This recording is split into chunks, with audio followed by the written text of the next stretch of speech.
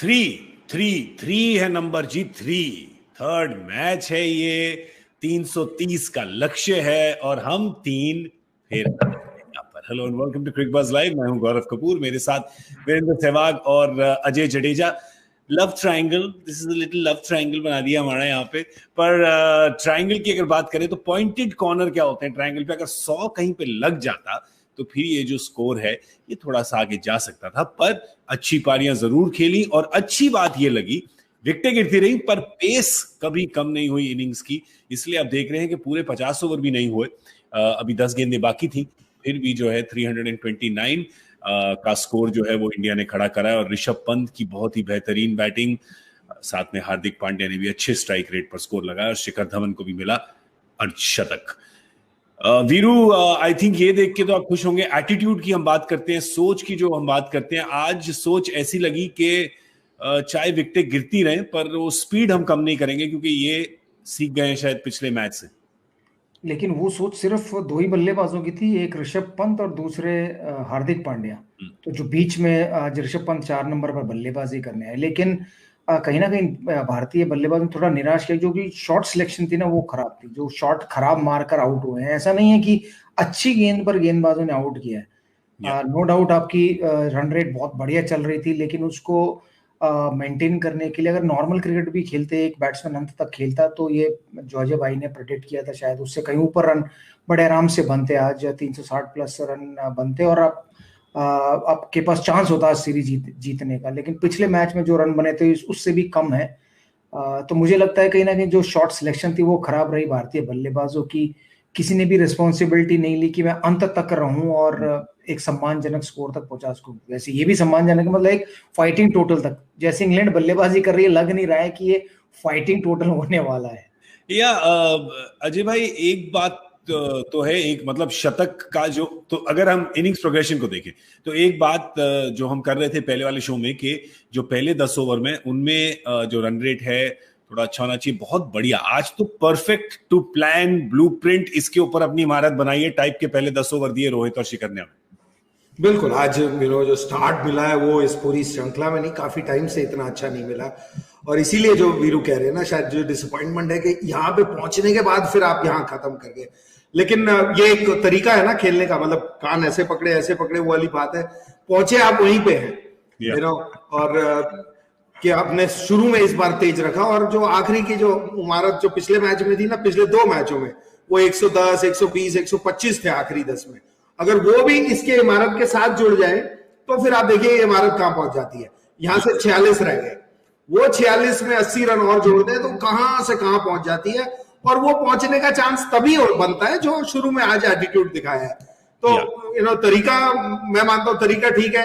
ये अगर आप देखो ना, ये आज खराब दिन है। आज आपका मतलब अगर आप बैटिंग यूनिट देखें, पिछले मैच में ऐसा लग रहा था यार उसने शतक बनाया, इसने ये किया, हमने अच्छा किया, तो आप 335 पे पहुंचे। आज हालात क्या है, सिर्फ सोच का फर्क है। आप अच्छा नहीं खेले, आउट हो गए। और बिल्कुल सही है जो बात है कि एंड तक जाना चाहिए था, सिलेक्शन जो है उसमें मैं बिल्कुल सहमत हूं। लेकिन खराब दिन पे आपको ये मिलेगा, तो मेरे को तो ये पसंद है, क्योंकि अच्छा दिन और खराब दिन तो आप डिसाइड नहीं कर सकते ना, आपके हाथ में होता है। लेकिन आपकी जो कोशिश है वो होनी चाहिए कि जिस दिन मेरा अच्छा दिन हो ना, तब तो मैं किसी के हाथ ही ना हूं, क्योंकि बुरे दिन में आप लड़ लेंगे, वो स्कोर तो पहुंच ही गया जो पिछले 2 मैचों में था। एटीट्यूड का फर्क हो तो रिजल्ट पे ना जाएं, एटीट्यूड और जो सोच है उस पे जाएं। और अजय भाई का इतना अच्छा पॉइंट है कि वो था अच्छा दिन और ये है बुरा दिन, सोच में इतना अंतर, और अंतर सिर्फ 6 रनों का। इससे मुझे वो बात याद आई जो सौरव गांगुली ने एक बार मुझे कही थी, वीरू, और आपके इस कहानी में, आप स्टारकास्ट में आप भी शामिल हैं।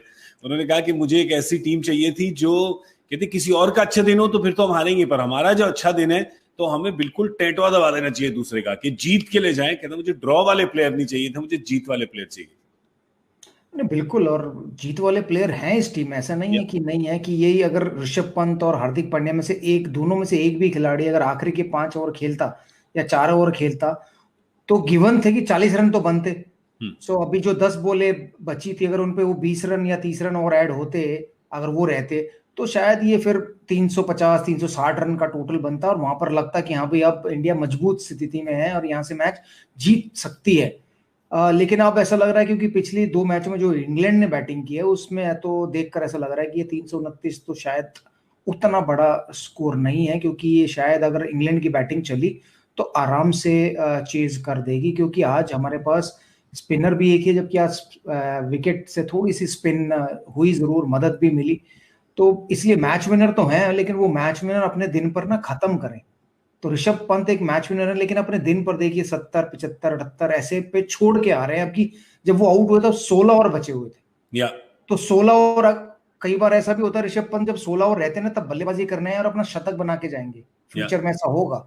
लेकिन अगर आज वो 78 पे थे और 16 ओवर बचे हुए थे, तो आज उनके पास मौका भी था ना कि वो आज अपनी टीम को ऐसी पोजीशन पहुंचा दें कि इंग्लैंड सोच भी ना पाए कि वहां से वो जीत सके, कि अगर वो पूरा खेलते तो मजा आता है। या इवन हार्दिक पांड्या जब आउट हुए तब भी 5-7 ओवर शायद बचे हुए थे, तो वो भी खेलते पूरा अंत तक, तो शायद वो भी एक ऐसी स्टेज पर ले आते भारतीय टीम को कि जहां से 360-70, तो इंग्लैंड को फिर ये लगता है कि यार हम कोशिश जरूर करेंगे। वो फाइटिंग टोटल नहीं, वो उनको बहुत ही ब्रिलियंट क्रिकेट खेलनी पड़ती है हराने के लिए।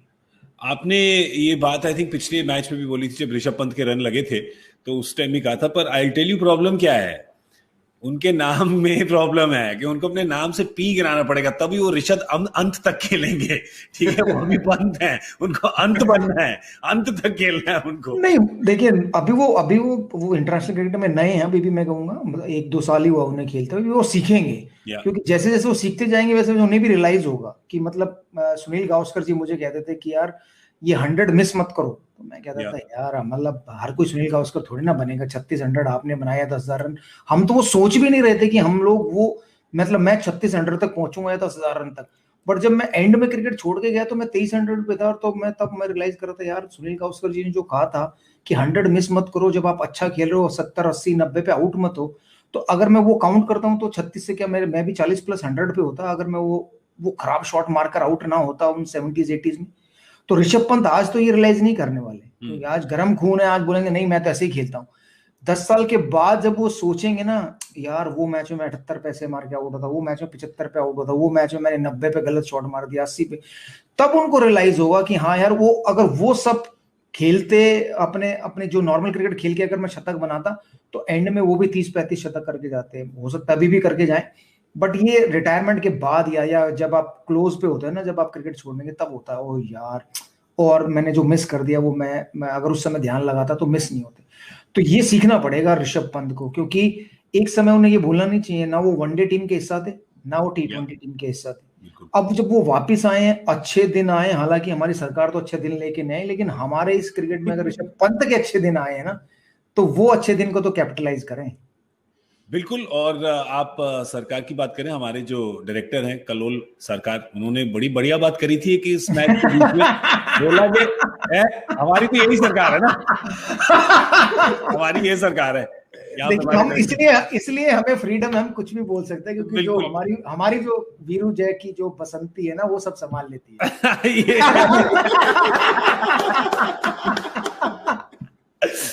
भाई ऊपर से आए गब्बर, नीचे से आए ठाकुर, ठीक है, होली कब है होली। और फिर ये भी बोला उन्होंने कि हमारे साथ अजय और वीरू दोनों है यहाँ पे। और मैं शोले तो नहीं, पर छोले जरूर कभी कभी बेचता हूँ मैं। नहीं, आपको बसंती बना तो दिया, ठीक है, मैं बसंती बनने को तैयार हूँ, प्यारी प्यारी बातें करती है। देखो अगर टांगा चलेगा ही नहीं तो जाएंगे कहाँ, इसलिए जरूरी है, बसंती जरूरी है। बढ़िया बढ़िया बोला आपने। चलिए तो अब हम बात करते हैं गब्बर की। गब्बर अगेन, वैसे सेम कंप्लेंट आज वीरू को उनसे, आपका दिन है आज, आप जाइए 100 बनाइए, बड़ा 100 बनाइए, पर आज भी कम से कम शुरुआत उन्होंने, एक्चुअली शुरुआत में वो ज्यादा लय में लग रहे थे इवन रोहित शर्मा से, और ये बहुत बड़ी बात है। नहीं, एक खास बात थी गब्बर की कि आज उन्होंने एक भी शॉट ऐसा नहीं मारा कि वो रिस्क लेकर मार रहे थे, कि कई कुछ शॉट होते हैं ना, कई बार जबरदस्ती आप पावर प्ले मारते हो जल्दी रन बनाने के लिए, तो आज कवर ड्राइव मार रहे थे, स्क्वायर कट मार रहे थे, फ्लेक पुल, तो नॉर्मल क्रिकेट खेल के भी वो जल्दी रन बना रहे थे, तो ये एक बहुत अच्छी बात है। तो मैं यही मतलब खुश तो नहीं हूं गब्बर से, लेकिन ये इसलिए खुश हूं कि उनके रन बने, क्योंकि रन नहीं बनते तो शायद उनको फिर बाहर बैठना पड़ता। तो बट लेकिन जब अच्छा दिन होता है और रन बन रहे होते हैं तब वो बड़ा शतक बना ले ताकि उन्हें लोग याद रखें ये कहें कि हाँ यार नहीं उस मैच में शतक बना था और शिखर धवन ने की वजह से हम लोग मैच जीते थे, क्योंकि मैच जिताने वाले प्लेयर को 2 चांस एक्स्ट्रा मिलते हैं बजाय कि नॉर्मल रन बनाने वाले को। Good point. अजय भाई, स्पिन की बात करते हैं, क्योंकि बिगिनिंग में देखा आदिल रशीद और मोइन अली ने फटफट करके थोड़ी सी जो भारत की गाड़ी है वो पटरी से उतार दी, और मेरे ख्याल से उस वक्त जो ख्याल आपको आया था जब हम बात कर रहे थे वही काफी लोगों को आया होगा कि सडनली इस पिच ने क्या कर दिया है, क्या भारत ने इस पिच को गलत पढ़ लिया है कि सिर्फ एक ही स्पिनर को लेके गए? इसमें कोई डाउट नहीं है कि जो भी रीड करता है टीम की तरफ से पिच अगर कोई करता है और वैसे डिसीजन लिया तो वो तो नहीं नजर आ रहा, क्योंकि आप इतने टाइम से खेलते आ रहे हैं स्पिनर्स के साथ। मेरी सोच जरूर अलग है, इंग्लैंड के विरुद्ध आपको नहीं खिलाने चाहिए इतने स्पिनर्स, क्योंकि ये लोग अच्छा खेलते हैं।